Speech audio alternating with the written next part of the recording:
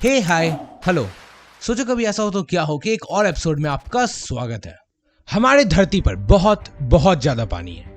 Everest पर फतेह करने से लेकर मार्स पर पहुंचने तक, चाहे हमने कितनी भी ऊंचाइयों को छुआ हो, लेकिन समुद्र के भीतर एक बहुत बड़ा हिस्सा आज भी अनडिस्कवर्ड है। मतलब कि महासागर के इन अंधेरों हिस्सों में कई चीज ऐसी हैं जिनका हमें अंदाजा तक नहीं है। क्या पता इन समुद्र में कोई टाइटेनोबोआ या कोई लार्ज मॉन्स्टर साइज स्क्विड छिपा हो। तो क्यों ना हम इन बड़े महासागर को खाली कर दें। क्या इसके बाद हम सरवाइव कर पाएंगे? धरती पर इसका क्या प्रभाव होगा और क्या होगा अगर हम महासागर को रातों रात टेलीपोर्ट कर दें? तो वेट दोस्तों, इन पूरी तरह से हाइपोथेटिकल सवालों का जवाब देगा ये मंदबुद्धि बालक। पृथ्वी का 70% इलाका महासागर से ढका हुआ है और इतने में 1340.74 मिलियन क्यूबिक किलोमीटर पानी है। अगर हम इतने बड़े महासागर को एक बास्केटबॉल जितने बड़े रास्ते के जरिए भी खाली करें तो कई ट्रिलियन ईयर्स लगेंगे। So let's drop the idea और कुछ इससे भी बड़े पाथ को ऐड करते हैं, लाइक एक पोर्टल जो कि मरियाना ट्रेंच के साइज का हो, जिससे हम इन महासागर को कहीं और नहीं बल्कि मार्स पर आसानी से टेलीपोर्ट कर दें। वैसे ओशियंस टेलीपोर्टेशन से नहीं तो दूसरे तरीके से जरूर बिलियन ऑफ ईयर्स के बाद गायब हो सकते हैं। यूनिवर्सिटी ऑफ विक्टोरिया के प्रोफेसर कॉलिन गोल्डब्रैट के अकॉर्डिंग इट्स क्वाइट पॉसिबल कि ओशियंस पूरी तरह से इवोपोरेट हो जाए।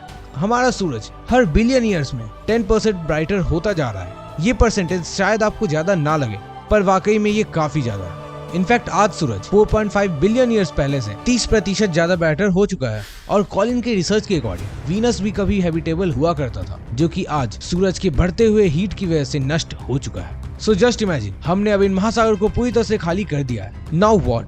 तो अब इसका इफेक्ट पूरे वातावरण पर होगा। किसी भी वक्त समुद्र में हजारों बड़े छोटे शिप, सबमरीन्स, मछुआरे और तैराक होते हैं, वो सभी इसे महसूस करेंगे। कम गहरे पानी में होने की वजह से तल से टकराने के बावजूद कुछ टूटी हड्डियों के साथ शायद जिंदा बच जाएं।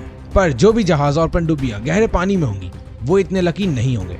महासागर के खाली होने से वो अब हवा में होंगे और समुद्री तल से टकराते ही सब टुकड़े टुकड़े हो जाएंगे। पहले 30 सेकंड में समुद्र में मौजूद सभी चीजों के साथ ऐसा ही होगा।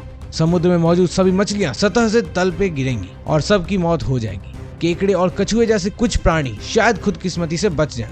समुद्री तल में कई जीव जिन्हें हमने अभी तक नहीं देखा है वो भी दिख जाएंगे, पर वो मर चुके होंगे क्योंकि पानी की कमी की वजह से अब वो सरवाइव नहीं कर पाएंगे। मुंबई जैसे कई शहर हमने खुद इन बड़े बड़े महासागर के ऊपर बनाया है। खैर, महासागर के ना होने से अब हमारे पास रहने के लिए जमीन की कमी नहीं होगी। वैसे लॉन्ग टर्म में अभी भी बहुत कुछ झेलना बाकी होगा।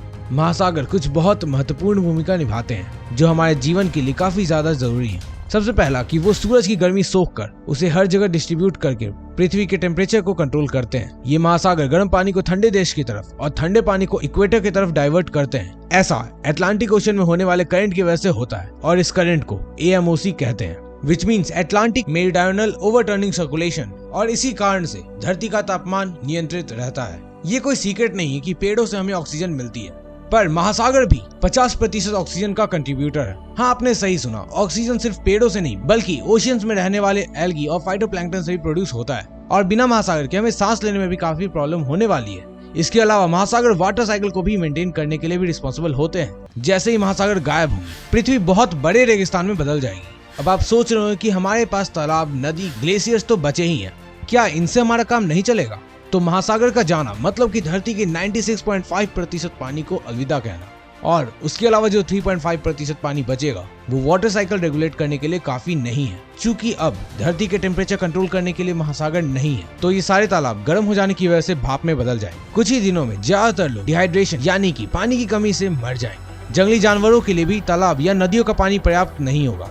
बारिश न होने की वजह से तालाब में वापस से पानी नहीं भरेगा और कई जंगली जानवर इसकी वजह से विलुप्त हो जाएंगे। पेड़ पौधे भी मॉइस्चर के बगैर सूखी हवा में सूख जाएंगे और नष्ट हो जाएंगे। जो बचे हुए इंसान अभी जीवित होंगे वो भी बड़ी मात्रा में जंगलों के नष्ट होने से मर चुके होंगे। इवेंचुअली नेचुरल गर्मी की वजह से बचे हुए जंगल में भी आग लग जाएगी। धीरे धीरे कुछ सालों के भीतर दुनिया भर के सभी जंगलों में प्राकृतिक तरीकों से और सूरज की गर्मी से आग लग चुकी होगी। और इतने बड़े पैमाने पर आग लगने की वजह से हमारा ओजोन लेयर खत्म होने लगेगा। वातावरण में मौजूद ऑक्सीजन और ज्यादा कम होने लगेंगे। इसके बावजूद भी अगर धरती पर जीवन मौजूद रहा तो सूखी हवा और झुलसा देने वाली रोशनी सभी जीवों को खत्म कर देगी और फिर पृथ्वी बिल्कुल वीनस की तरह लगेगी। खैर, महासागर का इस तरह से खत्म होना फिलहाल के लिए पॉसिबल नहीं है और ये अभी सिर्फ एक हाइपोथेटिकल सिनेरियो है। वैसे ग्रेविटी भी हमारे लिए काफी ज्यादा आवश्यक है। तो कभी सोचा है क्या होगा अगर सिर्फ 5 सेकंड के लिए ग्रेविटी मतलब कि गुरुत्वाकर्षण बल खत्म हो जाए? लेकिन ये हम किसी और वीडियो में सोचेंगे। तब तक के लिए सोचो कभी ऐसा हो तो क्या हो कि एक और वीडियो में हम फिर से मिलेंगे। तुम लोग कहीं मत जाना, क्योंकि जाना वापस तो यहीं पे आना। और हाँ, मैं तो चला, सब्सक्राइब कर देना, ठीक है? बाय।